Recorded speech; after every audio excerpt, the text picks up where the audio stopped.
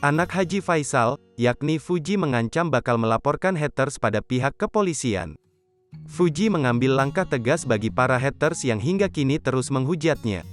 Melalui Instagram story-nya, anak Faisal Fuji mengunggah sebuah video tangkapan layar berisi komentar kebencian dari haters.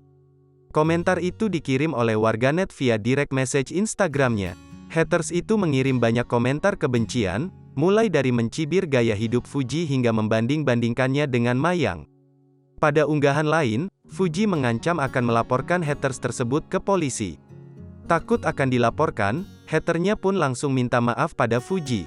Dia bahkan mengaku sebenarnya penggemar wanita yang akrab disapa Uti tersebut. Nampaknya Fuji tak goyah dengan permintaan maaf haters. Kemudian ia membalas lagi pesan haters tersebut. Kekasih Tarik Halilintar ini mengaku sudah sabar dan menahan emosi. Kali ini, Fuji akan memberikan pembelajaran bagi haters.